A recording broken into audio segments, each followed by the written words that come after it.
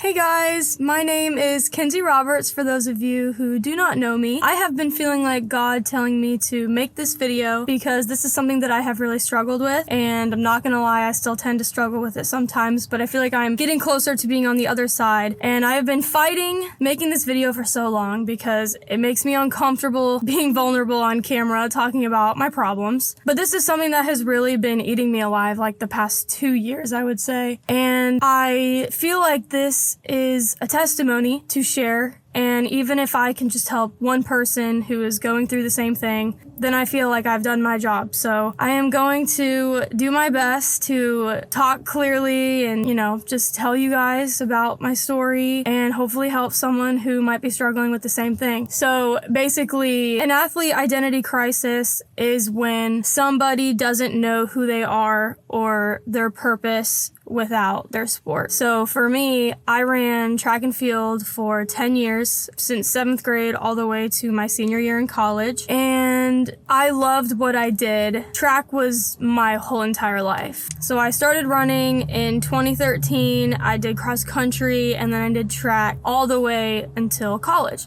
So basically my schedule for 10 years straight, I was running and training for all 4 seasons of the year. So in summer, I would be training for cross country and off season, and then fall I would have cross country season, and then once cross country ended, I would go into training for track in the winter, and then in the spring, I would have track season, and that went on for 10 years. So I was running year round, whether that be competing or in training. So that was kind of my schedule, and I got used to it. That was kind of my life. Like, all I had ever known was running track, cross country, and school. In high school, really starting out in junior high, I would say, I had this dream of being in the Olympics, like being a professional runner for the USA track and field team. And I had this dream, I carried this dream all through high school, and I was just training, and I lived my life to prepare myself to be in the Olympics. And as you can tell, that didn't happen. I got a lot of recognition in junior high and in high school. And I think when you're young, starting out at something, and you are good at that thing and you get a lot of attention from that and recognition, you feed off of that. And I think it definitely gave me an ego. I'm not gonna lie. I am humble enough to admit that now. I had never really been good at something like I was with running, and I felt like that was my gift, and I got a lot of attention from that, and I liked that, especially as a young athlete growing up. So flashback to my freshman year in college, I'm running track at a D1 university, and by this time, I had already been running for so long, and for some reason, my heart just wasn't in it anymore. I don't know if it was just burnout. I was in a very toxic mindset at the time, dealing with some eating stuff, and just training at that level, it gets intense. I certainly wasn't used to it. I was 18 years old, and I definitely wasn't used to that hardcore training. I was throwing up almost like every practice. Like, I just had a weak stomach. I think I really was just dealing with a lot of burnout. I had just kind of abruptly made the decision that I was gonna quit my freshman year, and that wasn't like me. I was so excited to sign on to this track team in college, and the first year I'm in it, and that was COVID year. So I lost the season anyway, but before we had actually gone on lockdown, I had quit before that. And I remember during that time when I was out of track, which was like an 8 to 9 month period, I felt really lost, because like all I had known was like school and track, and I had put my identity in track. And so when I quit, I didn't really have time to figure out who I was. And that was probably like the hardest time of my life, is not knowing who I am without my sport. And I didn't realize that I had put my identity in my sport until I quit and no longer had it in my life. I fell into a very, very deep, dark depression that I wish to never go back to. I turned into somebody that I wasn't. My family hardly recognized me. My friends hardly recognized me. I was not acting like myself. I was in a relationship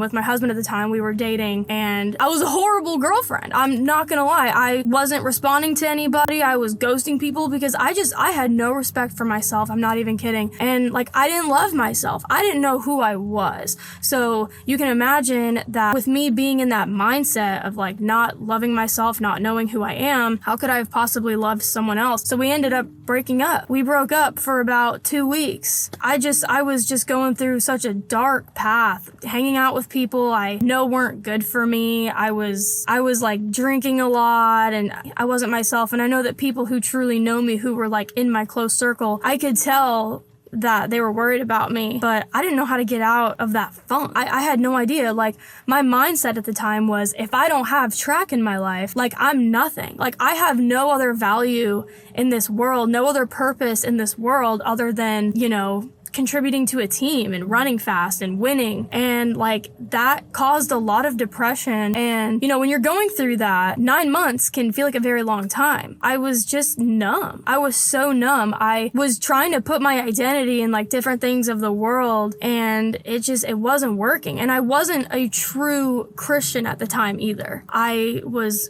definitely lukewarm. I had always believed that Jesus was my savior, but the way I was living my life didn't reflect that, because I was putting my identity and trying to fulfill myself with things of this world and not him. After 9 months, I made the decision to go back to track. So now I'm in my sophomore year of college, and I decided to go back. I was so desperate to find purpose that I felt like the only way I would find that would be if I go back to the track team. So that's what I did. I went back, and my sophomore year was my best year yet. I was on a high. I felt like, wow, I actually have value again. I have purpose again because I'm back in my sport. And like, I started feeling like I was happy again. But little did I know that was gonna end, and I'd be kind of back in the same position as I was during that 9-month period my freshman year. So I ran from sophomore year all the way to my senior year. So I finished out my college career, and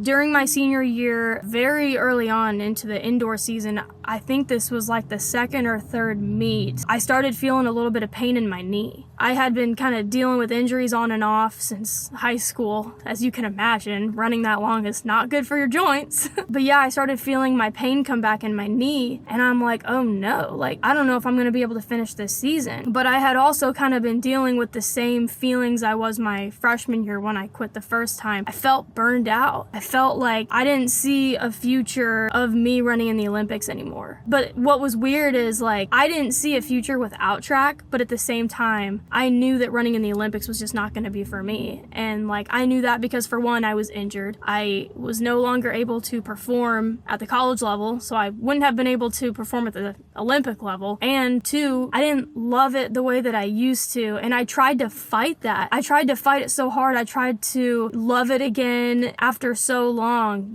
of doing the same thing year round for 10 years. You start to get tired of it. You grow up, you find other passions, and it's like the love that you had for something, it doesn't always stick around. So I was kind of in that mindset where, I'm afraid to leave because I don't want to lose my purpose again, because I don't know who I am without track in my life. And I was kind of going back and forth, like, I want to stay in it and like try and fight this, rehab my knee, and just try to, stick it out because I don't want to lose myself again. I was also like, on the other side, I was thinking, I'm so tired, like, I don't love it anymore. I don't want to do this anymore. But I didn't know what was going to come after that. So I was just kind of afraid. I was afraid to leave because I didn't want to lose my purpose again, because I remember how bad it was my freshman year, and I was terrified of going through that again. So I tried to fight to stay in for as long as I could until my knee was like, all right, you got to give it up. I was going to doctors, and doctors were telling me, like, if you keep running, you're gonna have problems walking in your 40s. And that just wasn't worth it to me. I want to be a mom. I want to be an active mom. So I knew that it was my time to say goodbye. I knew that my track career was over at this point. I was devastated. Regardless of being burnt out, I was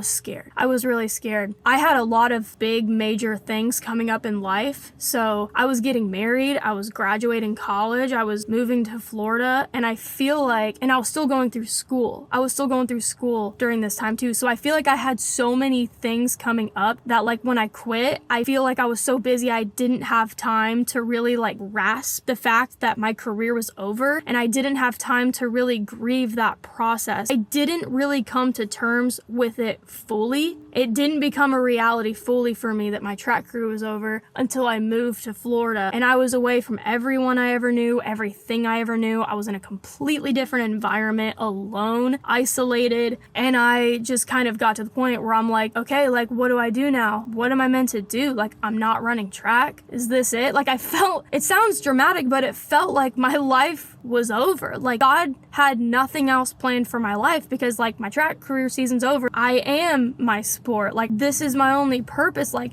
what could God have more for my life now that like this is over? And like that was my mindset. It was very unhealthy, and I kind of got to the point where I had no choice but to really start calling on to the name of Christ because I was desperate. I was desperate to stop feeling this way, stop feeling like I was a nobody without my sport. I wanted to feel like, you know what, there is a purpose for my life. God has one for me outside of track. And so I called onto the name of the Lord, and it's still a journey I'm going through still, but I feel like I'm definitely more on the other side now where I feel like I have a purpose now without my sport. And it's been a long, hard journey. It's been 2 years since my track career ended, and something that I tell myself daily when the enemy starts to attack me saying like, you don't have a purpose without your sport, I always remind myself that I've been out of track for 2 years now, and I'm still here, I'm still breathing, I'm still alive. So there is a purpose for my life, and that was something that the Lord had to teach me here, and it's been a roller coaster ride of emotions. I've been kind of forced to heal here and learn and go through trials, but I know that He's got a plan for me. The reason I wanted to film this video is because I feel so strongly that somebody out there, I know someone out there is going through the same thing, whether you've gone through it before, going through it now, or you see the finish line of your career and you're worried about what comes next. I can relate to you, and I want to be that word of encouragement for someone because it is hard. It is so hard